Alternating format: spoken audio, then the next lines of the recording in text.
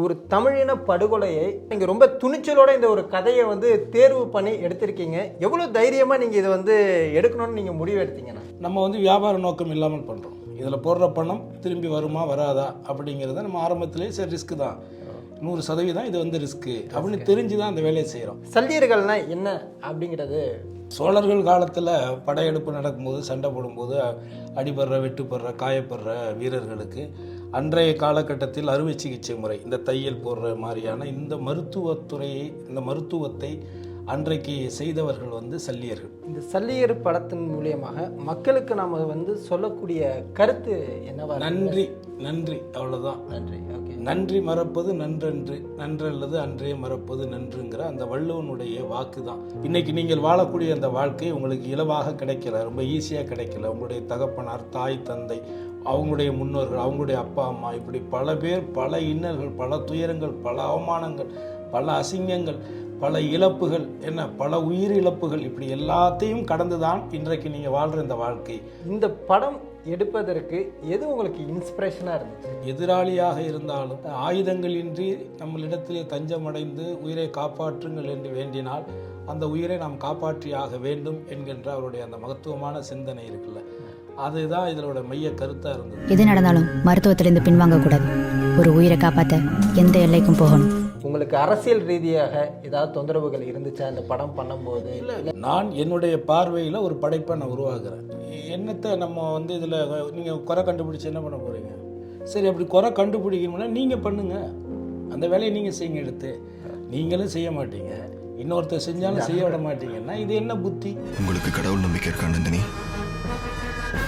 நான் தலைவரை நம்புறேன். இந்த ட்ரெய்லர் எண்டிங்கில் வந்து உங்களுடைய ஒரு சீன் இருக்கும். அந்த ஒரு சீன்னா கூட வந்து நச்சுன்னு அந்த தமிழர்களுடைய அந்த ஒரு உணர்வை, எந்த ஒரு சூழ்நிலையும் நாங்கள் யாருக்கும் தன வணங்க மாட்டோம்ப்பா, உயிரே போனாலும் பரவாயில்ல அப்படிங்கிற மாதிரி நீங்கள் ஒரு உணர்வுபூர்வமாக ஒரு டைலாக் சொல்லியிருப்பீங்க. எங்களுக்கு முன்னாடி தலையை மட்டும் குனிஞ்சிராதரா.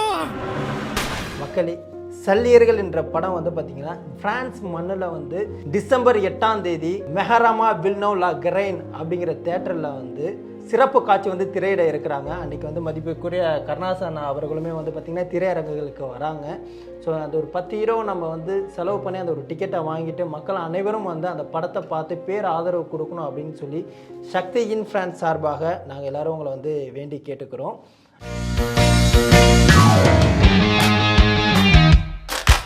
Lights on.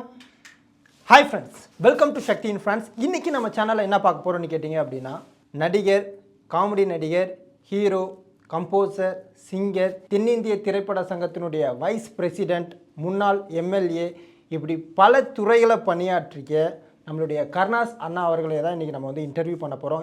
தமிழின படுகொலையை வந்து பார்த்திங்கன்னா இன்றைக்கி துணிச்சலாக ஒரு படமாக அவர் எடுத்திருக்காரு. அந்த படத்தினுடைய பெயர் சல்லியர்கள். ஸோ அந்த சல்லியர்களுடைய படத்தினுடைய பற்றி ஒரு சில வார்த்தைகள் அவற்றை நம்ம இந்த பகிர்ந்து கொள்ள போகிறோம்.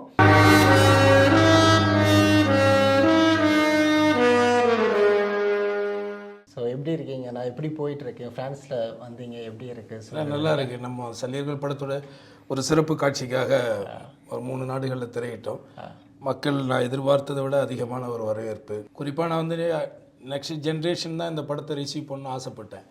ஸோ அவங்கக்கிட்ட இருந்து ரொம்ப பாசிட்டிவான ரிப்போர்ட்ஸ் எல்லாம் கிடச்சிருக்கு. அதனால் ரொம்ப சந்தோஷமாக இருக்குது. பல துறைகளை வந்து நீங்கள் பணியாற்றிட்டீங்க. ஆனால் எப்போதுமே ஒரு ப்ரொடியூசருங்கிறவங்க வந்து ஒரு ஒரு பணத்தை போடுறாங்க அப்படின்னா அது ரொம்ப ரிஸ்க் ஃபேக்டர் கம்மியாக இருக்கிற மாதிரி, உடனே அதில் நல்ல ரிட்டர்ன் கிடைக்கிற மாதிரி கதைகளை வந்து தேர்வு பண்ணுவாங்க. ஒரு லவ் சப்ஜெக்ட் ஓரியன்டாக எடுப்பாங்க, ஒரு வந்து கமர்ஷியலாக காமெடி ஜேர்னலில் எடுப்பாங்க, இல்லைனா ஒரு சண்டை காட்சிகள் உள்ள ஒரு பெரிய ஹீரோ வச்சு பற்றியும் எடுப்பாங்க. ஆனால் ஒரு தமிழின படுகொலையை இந்த கதையை வந்து தேர்வு பண்ணுறதுக்கு எல்லாருமே யோசிப்பாங்க. ஆனால் நீங்கள் ரொம்ப துணிச்சலோட இந்த ஒரு கதையை வந்து தேர்வு பண்ணி எடுத்திருக்கீங்க. எவ்வளோ தைரியமாக நீங்கள் இதை வந்து எடுக்கணும்னு நீங்கள் முடிவு எடுத்தீங்கண்ணா? நீங்களே சொல்லிட்டீங்க, தைரியமாக எடுத்துட்டேன். ஆமாம்.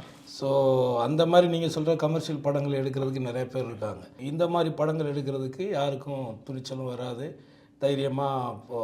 அப்போ நம்ம எப்படி இதை பண்ணுறோன்னா, நம்ம வந்து வியாபார நோக்கம் இல்லாமல் பண்ணுறோம். இதில் போடுற பணம் திரும்பி வருமா வராதா அப்படிங்கிறத நம்ம ஆரம்பத்திலே சரி ரிஸ்க்கு தான், 100% இது வந்து ரிஸ்க்கு அப்படின்னு தெரிஞ்சு தான் அந்த வேலையை செய்கிறோம். அதனால் என்னை பொறுத்தவரை நான் இந்த மொழி மக்களால் ஒரு நடிகனாக பாடகராக இப்படி பல பரிமாணம் ஒரு அரசியலில் கூட மக்கள் ஓட்டு போட்டு தான் ஜெயிக்க வச்சாங்க. ஸோ இவ்வளோ விசுவாசமாக நன்றியாக என்னை அரவணைச்ச அந்த மக்களுக்கு நான் ஏதாவது ஒன்று செய்யணும்னு நினச்சேன். அது இதை விட இந்த படத்தை ஆவணப்படுத்துறதை விட ஒரு தமிழ் சமூகத்துக்கு நம்ம இதை விட ஒரு பெரிய காரியம் செய்ய முடியாதுன்னு எனக்கு தோணுச்சு. அதனால் வித் பர்மிஷன் என் மனைவி என் பிள்ளைங்கள்ட்ட அனுமதி வாங்கி தான் இந்த படத்தை நான் எடுத்தேன்.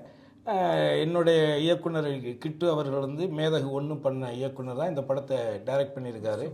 ஸோ ரொம்ப நல்லா வந்திருக்கு, ரொம்ப திருப்தியாக இருக்குது. நீங்கள் சொல்கிற மாதிரி நகைச்சுவை காமெடி இல்லை ஒரு கமர்ஷியல் படங்கள் இந்த மாதிரியான படங்களுக்கு மத்தியில் நிச்சயமாக இந்த படம் ஒரு நேர்மையான படமாக இருக்கும்.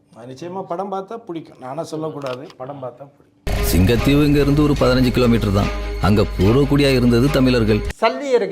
சல்லியர்கள்னா என்ன அப்படிங்கிறது மக்களுக்கு இல்லை, சோழர்கள் காலத்தில் படையெடுப்பு நடக்கும்போது சண்டை போடும்போது அடிபடுற வெட்டுப்படுற காயப்படுற வீரர்களுக்கு அன்றைய காலகட்டத்தில் அறுவை சிகிச்சை முறை இந்த தையல் போடுற மாதிரியான இந்த மருத்துவத்தை அன்றைக்கு செய்தவர்கள் சல்லியர்கள்.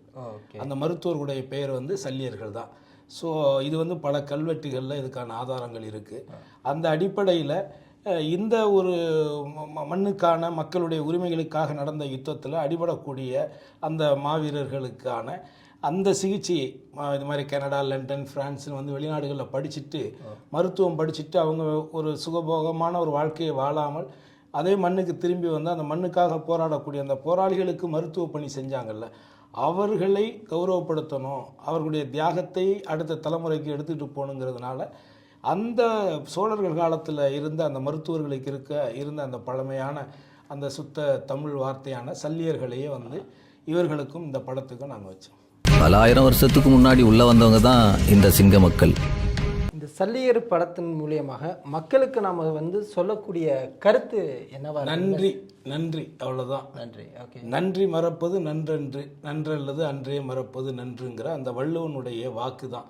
இன்றைக்கி நீங்களாக இருந்தாலும் இந்த மண்ணில் இந்த உலகம் முழுவதும் இருக்கக்கூடிய மக்கள் தமிழர்கள், குறிப்பாக அதை இலங்கை தமிழர்கள், இந்திய தமிழர்கள், மலேசிய தமிழர்கள், சிங்கப்பூர் தமிழர்கள், பர்மா தமிழர்கள், இந்த பிரிவினவாதம் இல்லாமல் தமிழர்களாக ஒரு ஒற்றுமொத்த உணர்வோடு இந்த படம் செய்ய போகிறது என்னென்னால், ஞாபகப்படுத்த போகிறது என்னென்னால் நன்றியோடு இருங்க.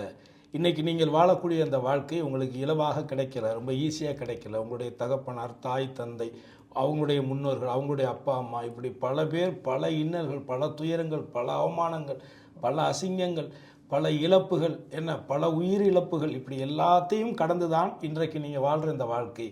ஆக நாம் இன்றைக்கி வாழக்கூடிய இந்த வாழ்க்கைக்கு நமது முன்னோர்கள் செய்த அந்த நன்றி உணர்வோடு நாம் இருக்கணுங்கிறத அந்த படம் சொல்லும்.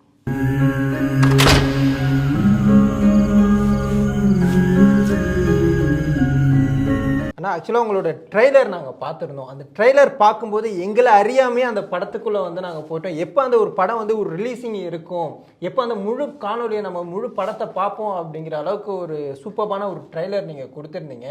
அந்த ட்ரெய்லர் எண்டிங்கில் உங்களுடைய ஒரு சீன் இருக்கும். அந்த ஒரு சீன்னா கூட நச்சுன்னு அந்த தமிழர்களுடைய அந்த ஒரு உணர்வை எந்த ஒரு சூழ்நிலையும் நாங்கள் யாருக்கும் தன வணங்க மாட்டோம்ப்பா, உயிரே போனாலும் பரவாயில்ல அப்படிங்கிற மாதிரி நீங்கள் ஒரு உணர்வுபூர்வமாக ஒரு டைலாக் சொல்லியிருப்பீங்க. அது எங்களுக்காக ஒரு டைலாக் நீங்கள் சொன்னீங்க. அது ஒரு குடும்பத்தோடு இராணுவம் சுட போகுதுன்னு தெரிஞ்சிட்டு, அப்போது என் பையன்கிட்ட வளவா, எப்படி இவங்க நம்மளை சுற்றுவாங்கடா, இவங்களுக்கு முன்னாடி தலையை மட்டும் குனிஞ்சிடாதரா, நிமிந்து பாடுறா அப்படின்னு சொல்லுவேன். அப்போ என்ன சுற்றுவாங்க, எங்களுக்கு முன்னாடி தலையை மட்டும் குனிஞ்சிடாதரா.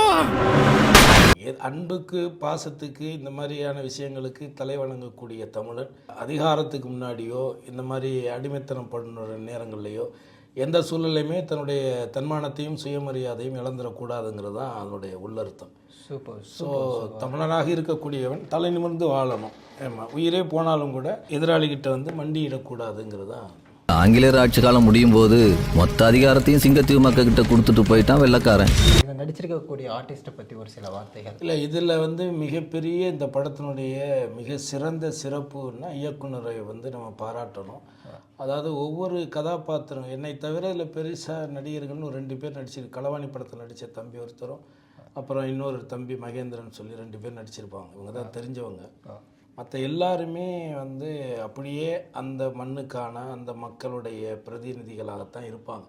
ஸோ அந்த ஒவ்வொரு கேரக்டருமே வந்து அதில் குறிப்பாக அந்த மருத்துவ பெண் போராளியாக நடிச்சிருக்கிறவங்க, மருத்துவராக நடிச்சிருக்கிறவங்க, அதே மாதிரி இராணுவத்தில் உள்ளவங்க, நம்ம தமிழ் மக்கள், இப்படி பாகுபாடு பிரித்து பார்த்தீங்கன்னா ரியலாகவே நம்ம அது ஒரு சினிமா பார்க்குற உணர்வு இருக்காது. இது நேரடியாகவே நம்ம ஒரு 95, 93, 95 காலங்கள் 1993, 94, 95 காலகட்டங்களுக்கு நம்மளை அழைச்சிக்கிட்டு போயிடும். நிச்சயமாக அது 100% அது அவங்க உணர்வாங்க. யாராக இருந்தாலும் நிச்சயமாக இங்கே நாடு கடந்து இருக்கக்கூடியவர்கள் நிறைய பேர்கள் வந்து இதுக்கெல்லாம் பார்த்துட்டு தான் வந்திருப்பாங்க.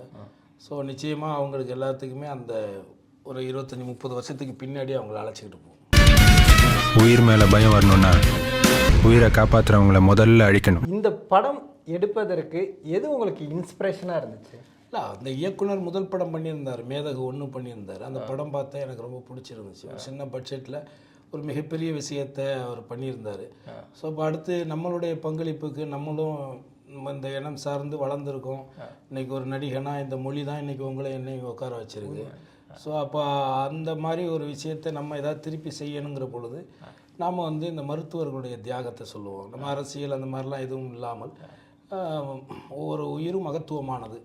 அந்த உயிரை காப்பாற்றுவதற்கு எந்த எல்லைக்கும் செல்ல வேண்டும் அப்படிங்கிற தலைவருடைய அந்த உணர்வும், எதிராளியாக இருந்தாலும் ஆயுதங்களின்றி நம்மளிடத்திலே தஞ்சமடைந்து உயிரை காப்பாற்றுங்கள் என்று வேண்டினால் அந்த உயிரை நாம் காப்பாற்றியாக வேண்டும் என்கின்ற அவருடைய அந்த மகத்துவமான சிந்தனை இருக்குல்ல, அதுதான் இதனோட மைய கருத்தாக இருந்தது. ஸோ அதனால் இது நிச்சயமாக அவருடைய ஆசையும் இருக்குது. அவர் நிறைய விஷயங்களை ஆவணப்படுத்தணும் என்று ஆசைப்பட்டு அதற்கான முயற்சிகள் பல தருணங்களில் அவர் எடுத்திருக்காரு. அதே மாதிரி இப்போ மிகச்சிறந்த இயக்குநர்களை எல்லாம் தாய்நாட்டுக்கு வர வச்சு அங்கே இருக்கக்கூடியவர்களுக்கெல்லாம் அந்த தொழிலை கற்றுக் கொடுக்க சொல்லி முயற்சி பண்ணியிருக்காரு. அந்த அடிப்படையில் இதை வந்து நம்ம ஒரு ஆவணப்படுத்துவோம். இது ஒரு எதிர்கால சந்ததிகளுக்கு இப்படியெல்லாம் நடந்திருக்கு, இப்படியெல்லாம் ஒரு விஷயம் நடந்திருக்குங்கிறத நினைவுபடுத்துவோம் அப்படின்னு தான். எது நடந்தாலும் மருத்துவத்திலிருந்து பின்வாங்கக்கூடாது. ஒரு உயிரை காப்பாற்ற எந்த எல்லைக்கும் போகணும். நார்மலாகவே வந்து நம்ம ஒரு சாதாரண ஒரு படம் பண்ணாலே வந்து பல இன்னல்கள் வந்து வரும். ஸோ இப்போ நீங்கள் வந்து எடுத்திருக்கிற ஒரு சப்ஜெக்ட் வந்து பார்த்திங்கன்னா எல்லாரும் நெருங்கிறதுக்கே பயப்படக்கூடிய ஒரு சப்ஜெக்டை எடுத்து படமாக நீங்கள் பண்ணியிருக்கீங்க. உங்களுக்கு அரசியல் ரீதியாக ஏதாவது தொந்தரவுகள் இருந்துச்சா இந்த படம் பண்ணும்போது? இல்லை, எல்லாத்துலேயுமே வந்து எதிர்மறை இருக்கும். எல்லா விஷயங்கள்லையுமே வந்து யாரையுமே முழுசாக நம்மளால் திருப்திப்படுத்த முடியாது. இன்னொன்று, ஒவ்வொருத்தருக்கிட்டையும் விளக்கம் கேட்டு ஒவ்வொருத்தருக்கிட்டையும் நம்ம கருத்து கேட்டெல்லாம் ஒரு விஷயத்தை செய்ய முடியாது. இது என்னுடைய பார்வை. நான் என்னுடைய பார்வையில் ஒரு படைப்பை நான் உருவாக்குறேன். ஓகேவா? இதனால் என்னத்தை நம்ம வந்து இதில் நீங்கள் குறை கண்டுபிடிச்சி என்ன பண்ண போகிறீங்க?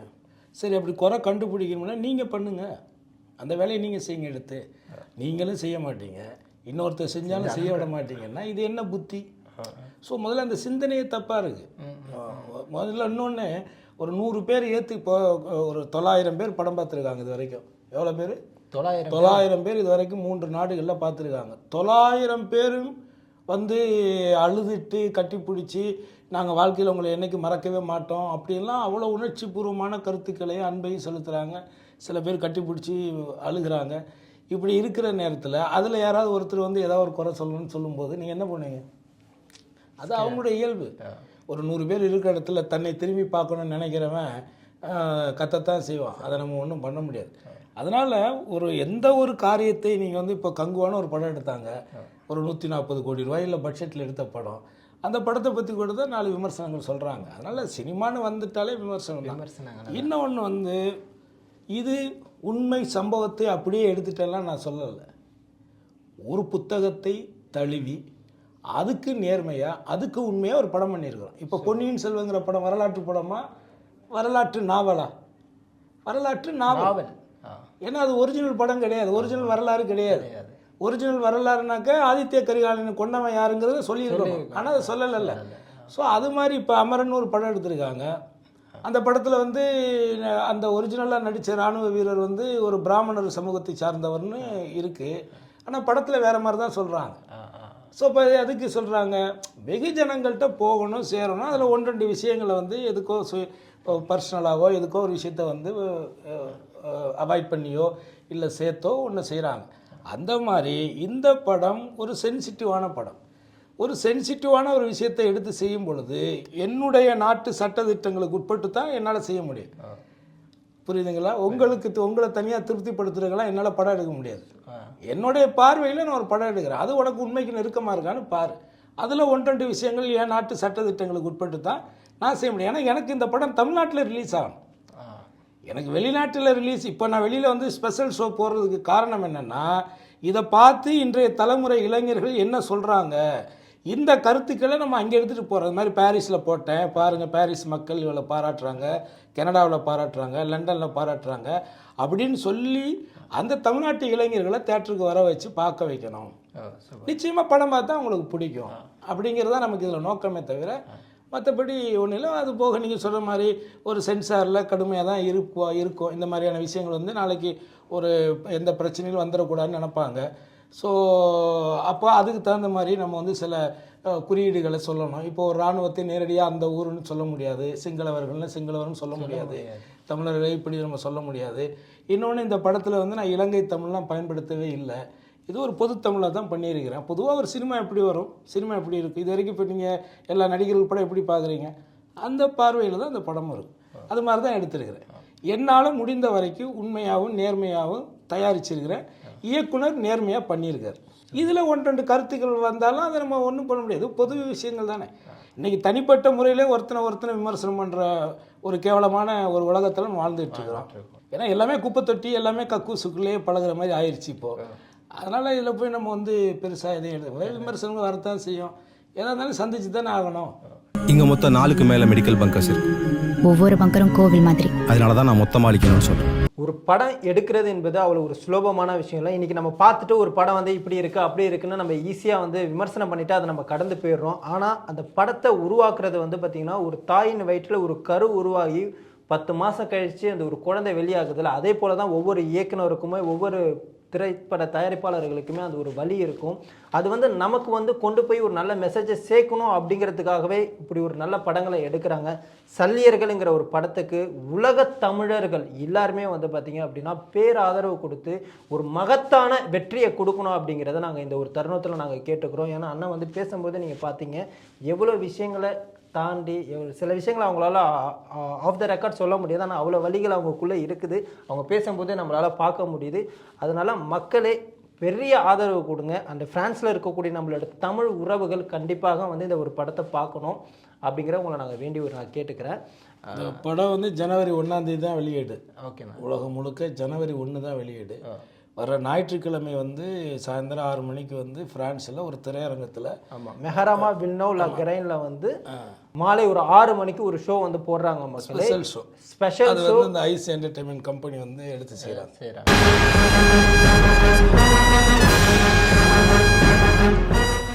கென்னோட நீங்கள் வந்து ஒர்க் பண்ணியிருக்கிறீங்க இந்த ஒரு படத்தில். உங்களுடைய மகன் வந்து பார்த்தீங்க அப்படின்னா இதில் வந்து மியூசிக் பண்ணியிருக்கிறாரு. ஸோ அவரோட ஒர்க் பண்ண அனுபவம் எப்படி இருந்தது? அது இந்த படத்துக்கு பிகினிங்கில் அவருடைய ஃப்ரெண்டு ஈஸ்வர் 2 பேர் தான் மியூசிக் பண்ண சொன்னேன். இது ஏன்னா நம்ம படம், நம்ம வந்து இதுக்கு வெளியில் போய் நிறைய செலவு பண்ணி அதுக்கு ஒரு மியூசிக் எடுத்துகிட்டு போனால் அதுக்கு ஒரு பேமெண்ட் இருக்குது, சம்பளம் இருக்குது. அதனால் நமக்கு தெரிஞ்ச மியூசிக் நம்ம தெரிஞ்சதானே நம்மளே பண்ணிக்கலான்னு தான் நம்ம இதை பண்ணோம். அது அடுத்து அவர் மியூசிக்கு நம்ம பாடுற அந்த முதல் பாடலும் வந்து நம்ம இனம் சார்ந்த ஒரு பாட்டாக இருக்கணும், மண் சார்ந்த ஒரு பாட்டாக இருக்கணும். அந்த உணர்வில் தான் நம்ம அவனை பாட வச்சோம். அதில் ஒரு பாட்டு மலரே மலரேன்னு ஒரு பாடல் அவன் பாடியிருக்கான். ப்ளஸ் வந்து சாங்ஸ் எல்லாமே அவன் தான் கம்போஸ் பண்ணாங்க. பட் ரீரெக்கார்டிங் நான் பண்ணேன். சூப்பர். ஏன்னா அவங்க ஃபஸ்ட்டு பண்ணாங்க, எனக்கு அதை கொஞ்சம் திருப்திகரமாக இல்லை. அப்புறம் நான் அவன்கிட்ட சொன்னேன், இல்லைப்பா இது வந்து ஒரு இராணுவமும் சண்டை போடுறாங்கன்னா நீங்கள் சொல்கிற இந்த ஒரு வெஸ்டர்னைஸான ஒரு மியூசிக் வந்து ஆப்டாக இருக்கும், மேட்ச் ஆகலாம். பட் இது வந்து ஒரு இராணுவத்தை சராசரி மக்கள் எதிர்த்து சண்டை போட்ட ஒரு நிகழ்வு. அப்போது இந்த சராசரி சாமானியன் ஒரு இராணுவத்தை எதிர்த்து சண்டை போடுறான்னா அவன் எப்பேற்பட்ட ஒரு ஹீரோவாக இருப்பான். ஸோ அவனுடைய அந்த ஹீரோ வந்து ஒரு 100 விஜய் மாதிரி இருக்கணும், ஒரு 100 அஜித் மாதிரி இருக்கணும் அப்படின்னு நினச்சி தான் நம்ம இதை வந்து பண்ணோம். எல்லாருமே வந்து மியூசிக்கை வந்து ரொம்ப பாராட்டுறாங்க. எல்லாருமே நிறைய பேர் சொல்லிட்டாங்க. குறிப்பாக பின்னணி இசை நான் டைம் எடுத்தேன், ஒரு 2-3 மாதம் நான் டைம் எடுத்தேன், ஒர்க் பண்ணோம். ஓரளவு என்ன சொல்கிறது, ஒரு திரைப்படம் எடுக்கிறோம், எல்லாருமே எடுக்கிறது எல்லோரும் நேசித்து தான் எடுப்பாங்க. நான் இந்த படத்தை இன்னும் கொஞ்சம் அதிகமாக நேசித்து எடுத்துருக்கிறேன், ரசித்து எடுத்துருக்கிறேன், அவ்வளோதான். இதை மக்கள் பார்க்குறதுல தான் நமக்கு சந்தோஷமே தவிர இதில் எவ்வளோ கிடச்சிது, இதில் எவ்வளோ போட்டோம் அந்த வரவு செலவு கிடையாது. நம்ம போடும் பொழுது கிணத்துக்குள்ள கல்லை கட்டிக்கிட்டு தான் குதிக்கிறோம்னு தெரிஞ்சு தான் குதிச்சோம். அதனால் நம்ம அதை பற்றியெல்லாம் ஒரி பண்ணலை.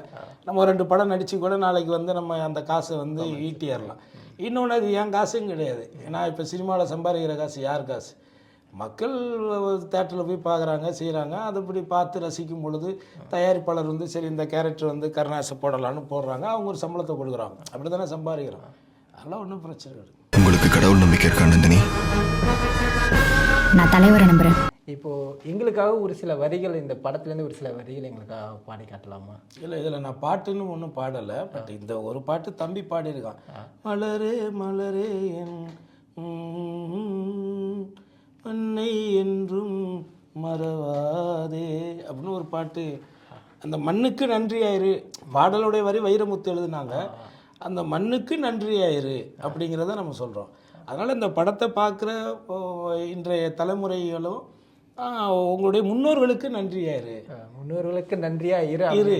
ஆமாம், ஏன்னா நீ இன்னைக்கு இந்த வாழ்க்கை ஃப்ரான்ஸில் வாழ்கிறேன், கனடாவில் வாழ்கிறோம், லண்டனில் வாழ்கிறோம் நினைக்கிற அந்த வாழ்க்கை, இந்த படிப்பு, இந்த மொழி, இது எல்லாமே உங்களுக்கு யாரை வச்சு கிடைச்சது? நம்ம முன்னோர்களை விதையை தான் இப்போ நம்ம அந்த அதை உருவாக்குன அந்த தலைமைக்கு உண்மையாயிரு. கொஞ்சம் நம்ம வந்து இன்னைக்கு நம்ம வாழ்கிற இந்த வாழ்க்கையை நமக்கு கொடுத்த நமது முன்னோர்களுக்கு நன்றியாரு. அந்த முன்னோர்கள் நமக்காக உயிரை மாய்த்து கொண்ட அந்த ஆத்மாக்களுக்கு நன்றியாரு. இந்த மண்ணை காக்க மாண்ட மாவீரர்களை உருவாக்கி அந்த தலைவனுக்கு நன்றியாரு. இதுதான் நன்றி தான். இதிலிருந்து நம்ம சொல்ல போகிறது என்ன? இந்த படம் பார்த்தா ஒரு சின்ன நன்றி உணர்வு. ஒரு நார்மலாக இன்றைக்கி உங்களை மாதிரி ஒரு பிள்ளைங்க பசங்க படம் பார்க்குறாங்கன்னா அவங்க அப்பா அம்மாவை இது வரைக்கும் அவங்க அப்பா அம்மா மேலே இருந்த ஒரு மரியாதை இந்த படத்தை பார்த்ததுக்கப்புறம் அப்படியே அது இரட்டிப்பாக மாறும். ஸோ அப்போ தான், ஏன்னா எந்த தாய் தகப்பனும் தன்னுடைய பிள்ளைகளுக்கு தன்னுடைய கஷ்டங்களை சொல்ல மாட்டாங்க. அவங்க பட்ட கஷ்டங்களை எல்லாம் பிள்ளைகள்கிட்ட சொல்ல மாட்டாங்க, அதை மறைச்சி தான் வச்சுருப்பாங்க.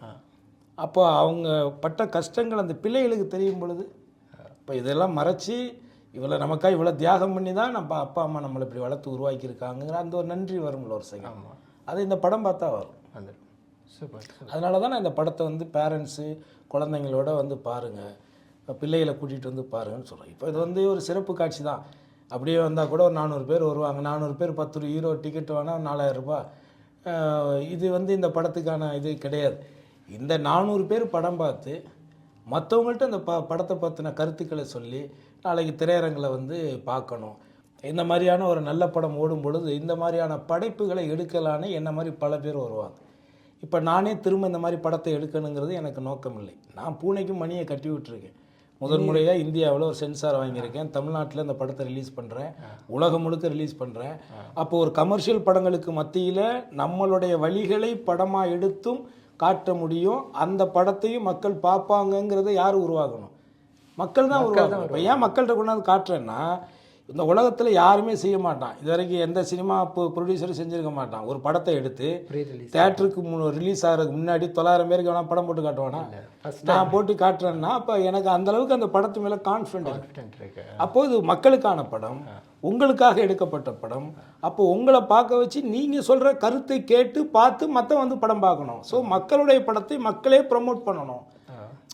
இதுதான் இதோட யுத்தி. இது ஒரு புதிய முயற்சி. இது ஒர்க் ஆகலாம், ஒர்க் அவுட் ஆகாமல் போகலாம், அதை பற்றி எனக்கு. ஆனால் படம் பார்த்தவங்க எல்லாரும் திருப்தி. லண்டனில் ஒரு 300 பேருக்கு மேலே பார்த்தாங்க, கனடாவில் 300 பேருக்கு மேலே பார்த்தாங்க.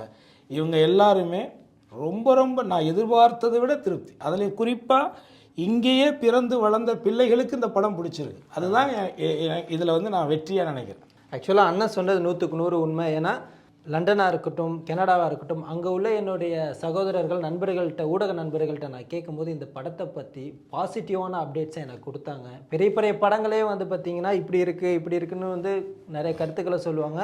சல்லியர்கள் என்ற ஒரு படத்துக்கு 100க்கு 100% கொடுத்து மிக அருமையாக இருக்குது அப்படிங்கிறத சொல்லியிருக்காங்க. ஸோ ஃப்ரான்ஸில் நம்ம எல்லாருமே அந்த படத்தை நம்ம வந்து கண்டிப்பாக நம்ம பார்க்கணும். நாம் இப்போ நீங்கள் இந்த கதையை வந்து முதல்ல வைரமுத்து அவர்களிடம் சொல்லும்போது அவங்களுடைய ரியாக்ஷன் இது என்னவாக இருந்துச்சு? இல்லை, இது நான் வைரமுத்து நான் பார்க்கல, ஒரு இயக்குனர் தான் பார்த்தாரு. இயக்குனர் பார்த்தாரு, இது கேட்டோன்னே பண்ணுறேன்னு சொல்லி நான் வந்து அவர் நமக்கு அண்ணன் தான். அதனால் நான் அண்ணன்ட்ட ஃபோன் பண்ணி இது மாதிரி இல்லைன்னா இது நீங்கள் தான் எழுதணும், ஏன்னா இது வந்து நம்ம மண் சார்ந்த படம், அது உலகம் முழுக்க கொண்டுகிட்டு போகணும், அது உங்களுடைய வரிகள் இருக்கணும்னு சொல்லி அதில் இன்னொரு பாடல் இருக்குது. அதாவது அந்த பெண் குரலில் பாடுற ஒரு பாடல் ரொம்ப நல்லா இருக்கும். அதாவது தாய் தகப்பனை இழந்து, அப்பனை இழந்து, அண்ணனை இழந்து, அந்த ஆடு வந்து ஒத்தையில் நிற்கிது, எந்த மந்தையில் போய் அது சேருங்கிற மாதிரி ரொம்ப உணர்வுபூர்வமாக ரொம்ப நல்லா எழுதியிருப்பார். படமாக பார்க்கும் பொழுது அதை உணர முடியும்.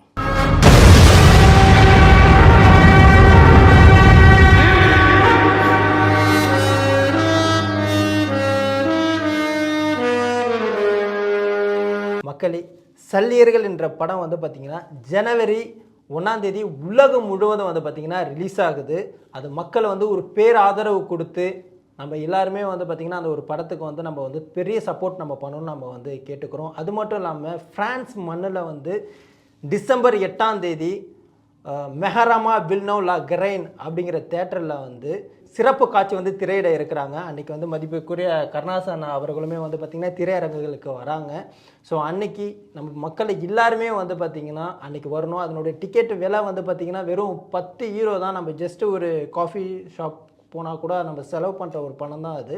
ஸோ அந்த ஒரு 10 யூரோ நம்ம வந்து செலவு பண்ணி அந்த ஒரு டிக்கெட்டை வாங்கிட்டு மக்கள் அனைவரும் வந்து அந்த படத்தை பார்த்து பேர் ஆதரவு கொடுக்கணும் அப்படின்னு சொல்லி சக்தி இன் ஃப்ரான்ஸ் சார்பாக நாங்கள் எல்லோரும் உங்களை வந்து வேண்டி கேட்டுக்கிறோம்.